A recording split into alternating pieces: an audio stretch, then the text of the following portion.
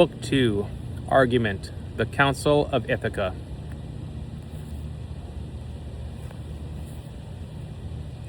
Telemachus, in the assembly of the lords of Ithaca, complains of the injustice done him by the suitors, and insists upon their departure from his palace, appealing to the princes and exciting the people to declare against them.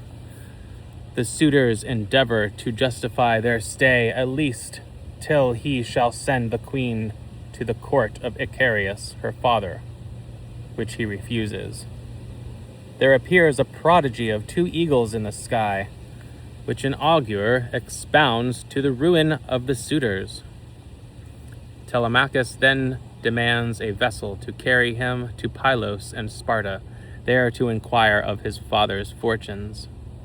Pallas, in the shape of Mentor, an ancient friend of Ulysses, helps him to a ship, assists him in preparing necessaries for the voyage, and embarks with him that night, which concludes the 2nd day from the opening of the poem.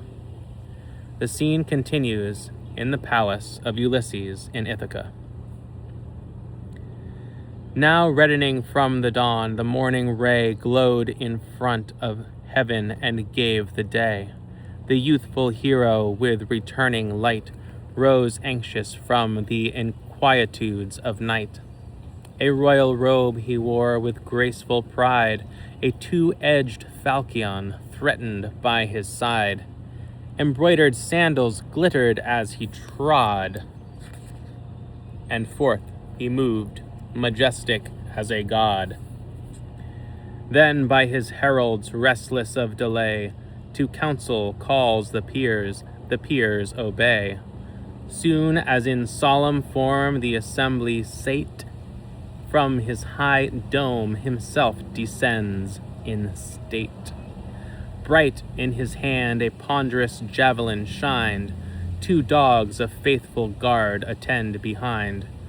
Pallas with grace divine his form improves, and gazing crowds admire him as he moves. His father's throne he filled, while distant stood the hoary peers, and aged wisdom bowed. 'Twas silence all, at last Aegyptius spoke. Aegyptius, by his age and sorrow broke. A length of days his souls with prudence crowned, a length of days had bent him to the ground. His eldest hope in arms to Ilion came, by great Ulysses taught the path to fame. But, hapless youth, the hideous Cyclops tore his quivering limbs and quaffed his spouting gore. 3 sons remained, to climb with haughty fires the royal bed Euronymous aspires.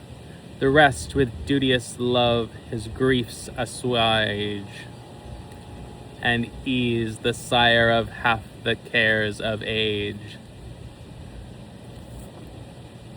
Yet still his Antiphus he loves, he mourns, and as he stood he spoke and wept by turns.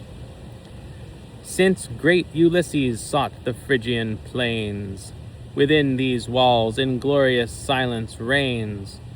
Say then, ye peers, by whose commands we meet, why here once more in solemn council sit? Ye young, ye old, the weighty cause disclose. Arrives some message of invading foes? Or say, does high necessity of state inspire some patriot and demand debate? The present synod speaks its author wise. Assist him, Jove, thou regent of the skies. He spoke. Telemachus with transport glows embraced the omen and majestic rose. His royal hand the imperial scepter swayed, then thus addressing to Aegyptius said, Reverend old man, lo here confessed he stands, by whom ye meet my grief your care demands. No story I unfold of public woes, nor bear advices of impending foes. Peace, the blessed land, and joy's incessant crown. Of all this happy realm I grieve alone. For my lost sire, continual sorrows spring. The great, the good, your father and your king. Yet more our house from its foundation bows. Our foes are powerful, and your sons the foes. Hither, unwelcome to the queen they come. Why seek they not the rich Icarian dome? If she must wed, from other hands require the dowry. Is Telemachus her sire? Yet through my court the noise of rebel rings, and waste the wise frugality of kings. Scarce all my herds their luxury suffice, scarce all my wine their midnight hours supplies. Safe in my youth, in riot still they grow, nor in the helpless orphan dread a foe. But come it will, the time when manhood grants more powerful advocates than vain complaints.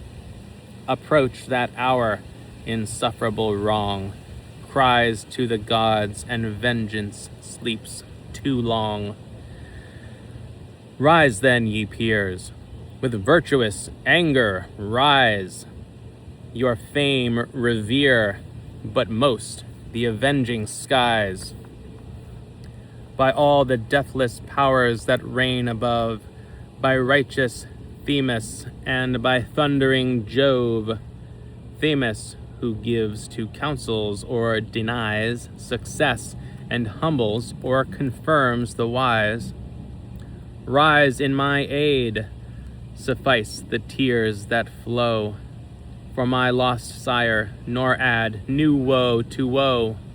If e'er he bore the sword to strengthen ill, or having power to wrong betrayed the will, on me your kindled wrath assuage, and bid the voice of lawless riot rage.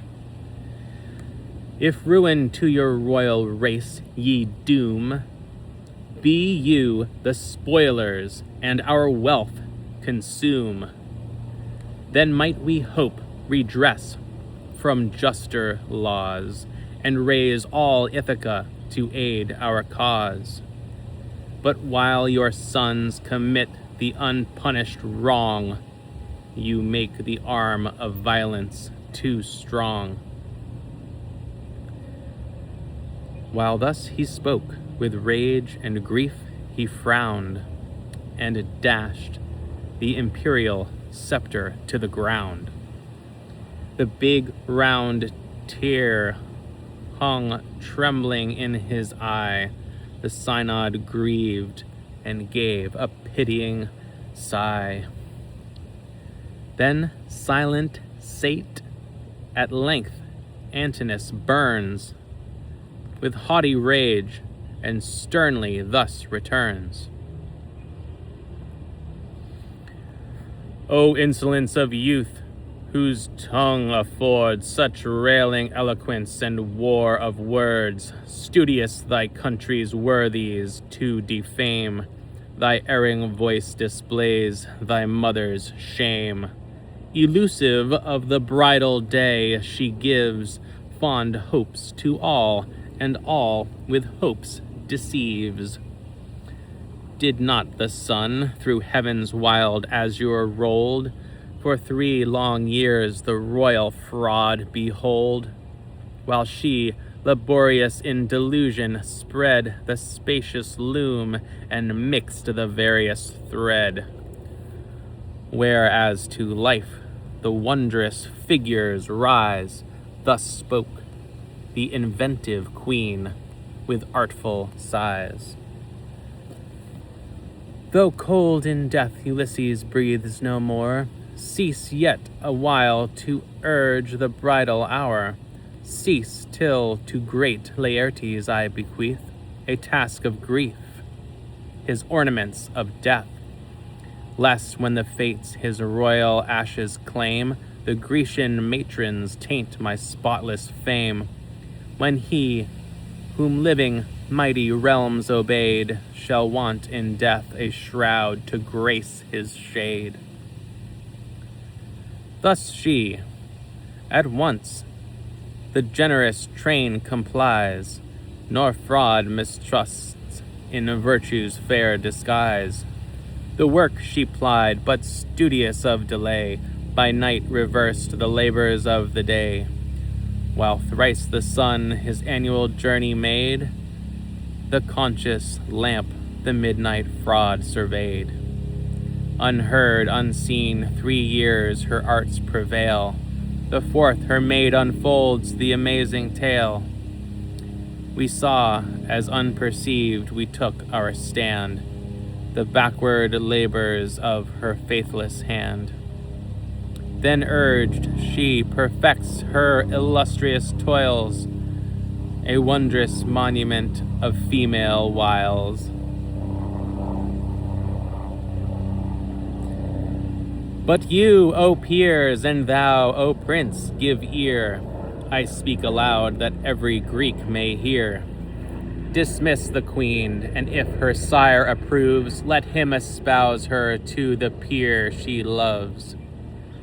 Bid instant to prepare the bridal train, nor let a race of princes wait in vain. Though with a grace divine her soul is blessed, and all Minerva breathes within her breast.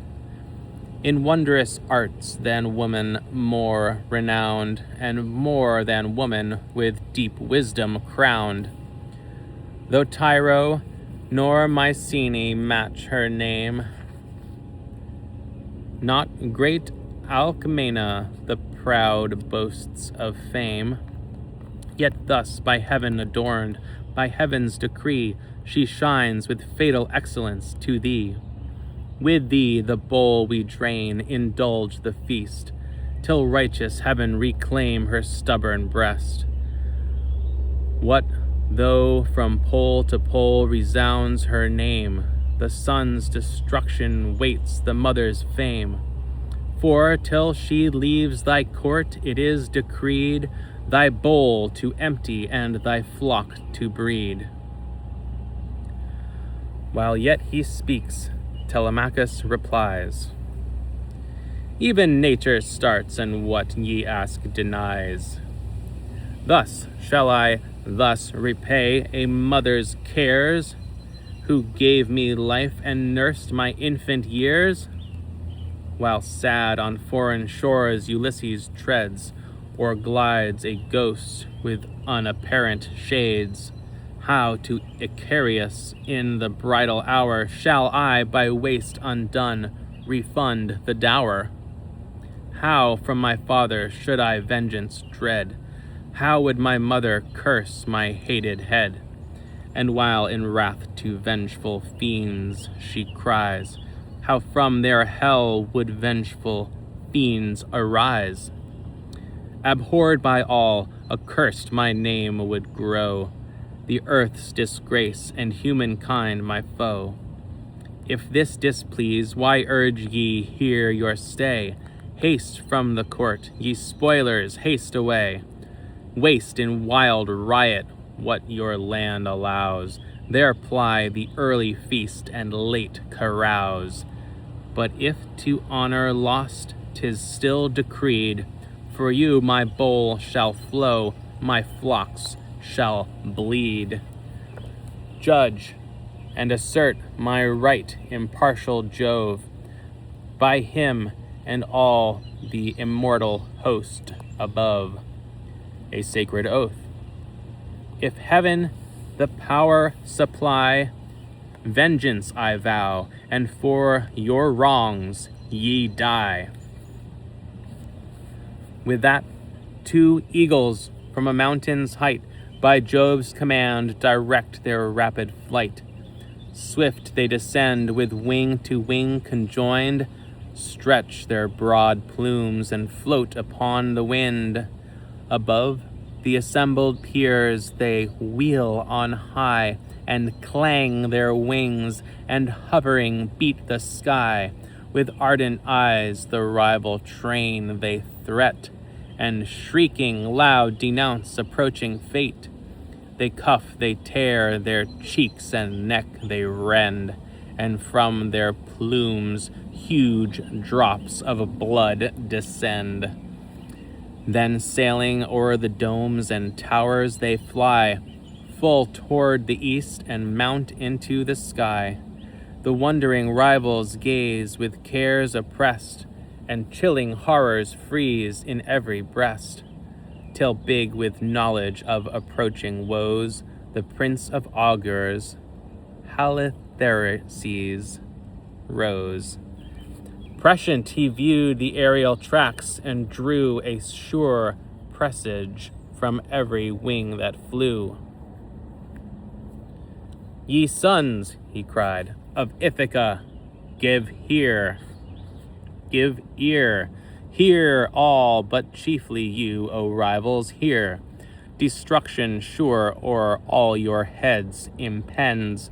Ulysses comes, and death his steps attends. Nor to the great alone is death decreed. We and our guilty Ithaca must bleed. Why cease we then the wrath of heaven to stay? Be humbled all, and lead ye great the way. For lo, my words no fancied woes relate. I speak from science and the voice of fate.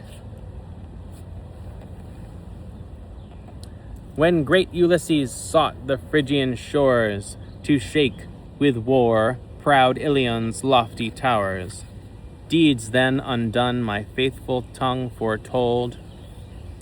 Heaven sealed my words, and you those deeds behold. I see, I cried, his woes a countless train. I see his friends o'erwhelmed beneath the main. How twice 10 years from shore to shore he roams. Now twice 10 years are past, and now he comes. To whom Eurymachus, fly, dotard, fly, with thy wise dreams and fables of the sky. Go prophesy at home, thy sons advise. Here thou art sage in vain, I better read the skies. Unnumbered birds glide through the aerial way, vagrants of air and unforeboding stray. Cold in the tomb or in the deeps below, Ulysses lies, O wert thou laid as low. Then would that busy head no broils suggest, for fire to rage Telemachus' breast. From him some bribe thy venal tongue requires, and interest, not the god, thy voice inspires. His guideless youth, if thy experienced age, mislead fallacious into idle rage. Vengeance deserved thy malice shall repress, and but augment the wrongs thou wouldst redress. Telemachus may bid the queen repair to great Icarius, whose paternal care will guide her passion and reward her choice with wealthy dower and bridal gifts of price. Till she retires, determined we remain, and both the prince and augur threat in vain. His pride of words and thy wild dream of fate move not the brave, or only move their hate. Threat on, O prince, elude the bridal day. Threat on till all thy stores in waste decay. True, Greece affords a train of lovely dames, in wealth and beauty worthy of our flames. But never from this nobler suit we cease, for wealth and beauty less than virtue please. To whom the youth,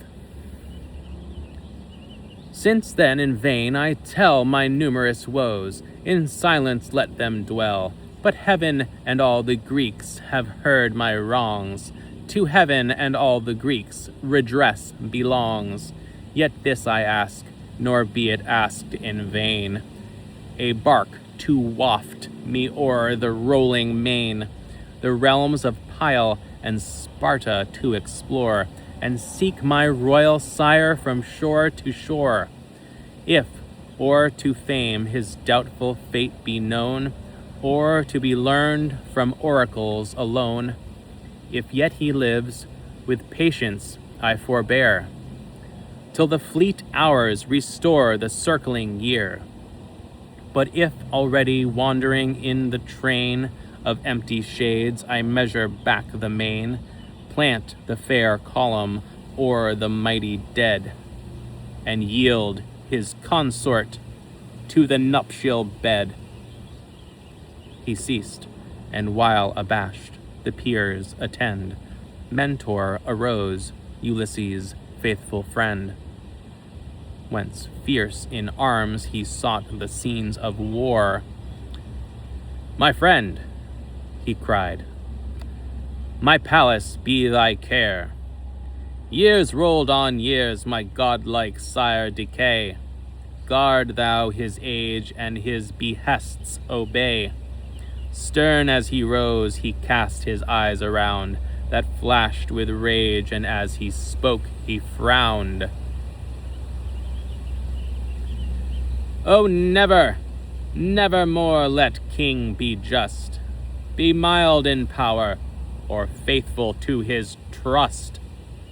Let tyrants govern with an iron rod, oppress, destroy, and be the scourge of God.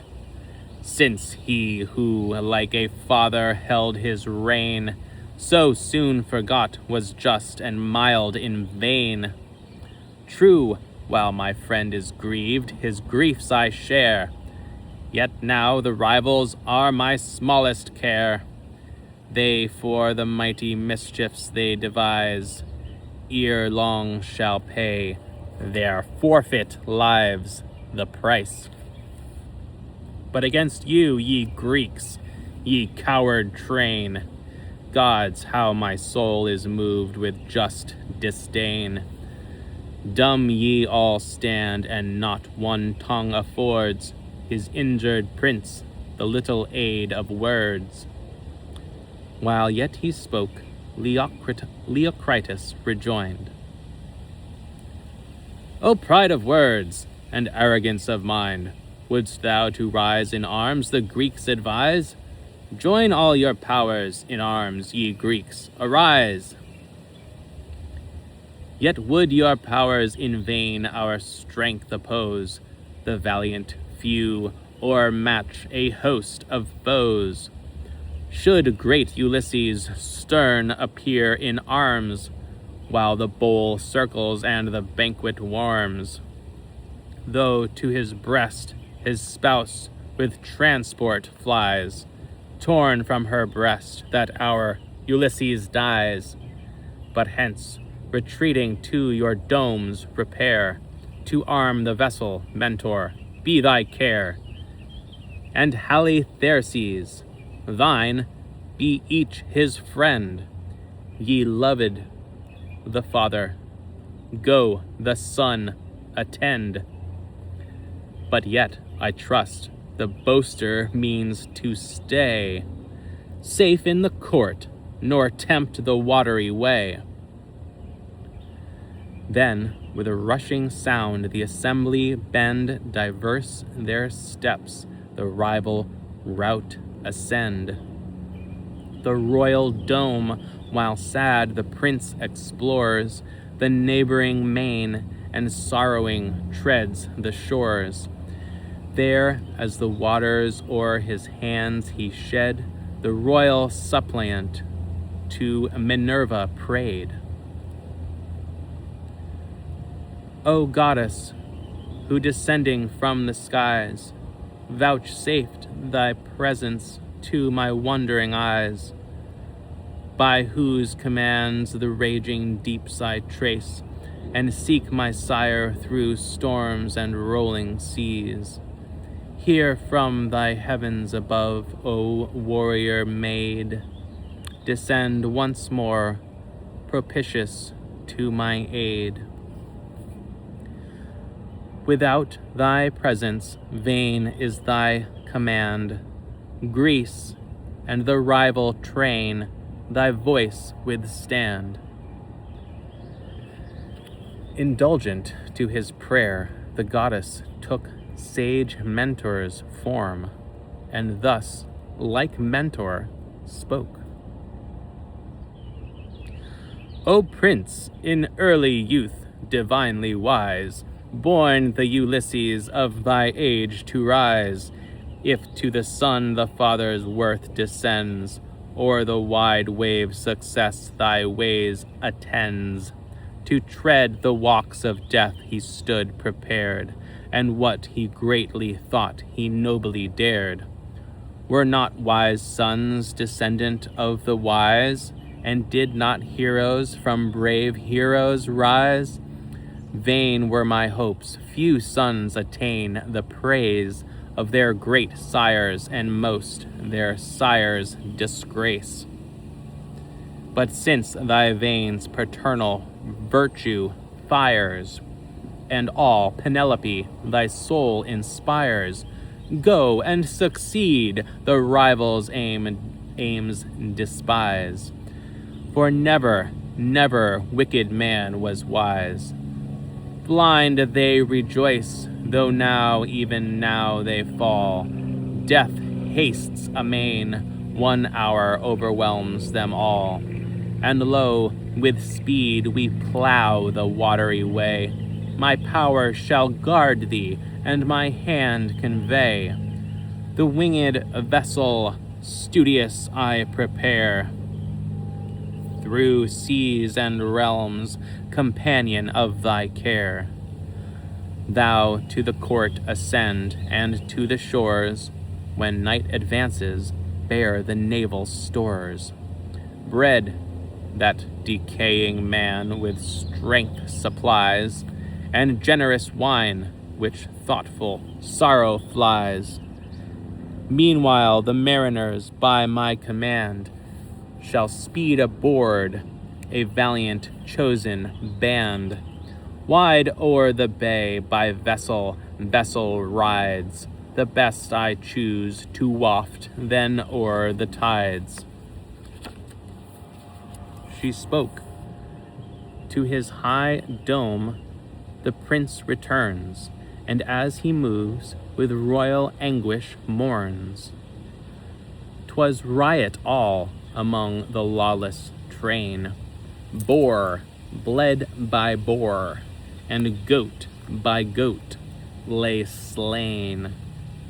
Arrived his hand the gay Antinous pressed, and thus deriding with a smile addressed. Grieve not, O daring prince, that noble heart. Ill suits gay youth the stern heroic part. Indulge the genial hour, unbend thy soul, leave thought to age, and drain the flowing bowl. Studious to ease thy grief, our care provides the bark to waft thee o'er the swelling tides. Is this, returns the prince, for mirth a time? When lawless gluttons riot, mirth's a crime. The luscious wines, dishonored, lose their taste. The song is noise, and impious is the feast. Suffice it to have spent with swift decay the wealth of kings, and made my youth a prey. But now the wise instructions of the sage, and manly thoughts inspired by manly age, teach me to seek redress for all my woe. Hear or in pile, or hear your foe. Deny your vessels, ye deny in vain. A private voyager I pass the main. free breathe the winds, and free the billows flow. And where on earth I live your foe. He spoke and frowned, nor longer deigned to stay. Sternly his hand withdrew, and strode away. Meantime, o'er all the dome they quaff, they feast. Derisive taunts were spread from guest to guest, and each in jovial mood his mate addressed. Tremble ye not, O friends, and coward fly, doomed by the stern Telemachus to die. To Pyle or Sparta to demand supplies, big with revenge the mighty warrior flies, or comes from Ephyre with poisons fraught, and kills us all in one tremendous draught. Or, who can say, his gamesome mate replies, but while the danger of the deeps he tries, he, like his sire, may sink deprived of breath, and punish us unkindly by his death. What mighty labors would he then create, to seize his treasures and divide his state, the royal palace to the queen convey, or him she blesses in the bridal day? Meantime, the lofty rooms the prince surveys, where lay the treasures of the Ithacian race. Here ruddy brass and gold refulgent blazed, there polished chests embroidered vestures graced. Here jars of oil breathed forth a rich perfume, there casks of wine in rows adorned the dome. Pure, flavorous wine by gods in bounty given, and worthy to exalt the feasts of heaven. Untouched they stood, till, his long labors o'er, the great Ulysses reached his native shore. A double strength of bars secured the gates. Fast by the door the wise Euryclea waits. Euryclea, who, great ops, thy lineage shared, and watched all night, all day, a faithful guard. To whom the prince, O thou, whose guardian care nursed the most wretched king that breathes the air, untouched and sacred may these vessels stand, till great Ulysses views his native land. But by thy care 12 urns of wine be filled. Next these in worth, and firm these urns be sealed, and twice 10 measures of the choicest flour prepared ere yet descends the evening hour. For when the favoring shades of night arise, and peaceful slumbers close my mother's eyes, me from our coast shall spreading sails convey, to seek Ulysses through the watery way. While yet he spoke, she filled the walls with cries, and tears ran trickling from her aged eyes. "Oh, whither flies my son?" she cried. "To realms that rocks and roaring seas divide. In foreign lands thy father's days decayed, and foreign lands contain the mighty dead. The watery way ill-fated if thou try, all must perish, and by fraud you die. Then stay, my child, storms beat and rolls the main. Oh, beat those storms and roll the seas in vain." "Far hence," replied the prince, "thy fears be driven. Heaven calls me forth, these counsels are of heaven. But by the powers that hate the perjured, swear to keep my voyage from the royal ear, nor uncompelled the dangerous truth betray, till twice 6 times descends the lamp of day, lest the sad tale a mother's life impair, and grief destroy what time a while would spare. Thus he, the matron with uplifted eyes, attests the all-seeing sovereign of the skies. Then studious she prepares the choicest flour, the strength of wheat and wines in ample store, while to the rival train the prince returns, the martial goddess with impatience burns. Like thee, Telemachus, in voice and size, with speed divine from street to street she flies. She bids the mariners prepared to stand when night descends, embodied on the strand. Then to Noemon swift she runs, she flies, and asks a bark. The chief a bark supplies. And now, declining with his sloping wheels, down sunk the sun behind the western hills. The goddess shoved the vessel from the shores and stowed within its womb the naval stores. Full in the openings of the spacious main it rides, and now descends the sailor train. Next to the court, impatient of delay, with rapid step the goddess urged her way. There every eye with slumberous chains she bound, and dashed the flowing goblet to the ground. Drowsy they rose, with heavy fumes oppressed, reeled from the palace and retired to rest. Then thus, in Mentor's reverend form arrayed, spoke to Telemachus the martial maid. Lo, on the seas prepared the vessel stands, the impatient mariner thy speed demands. Swift as she spoke, with rapid pace she leads, the footsteps of the deity he treads.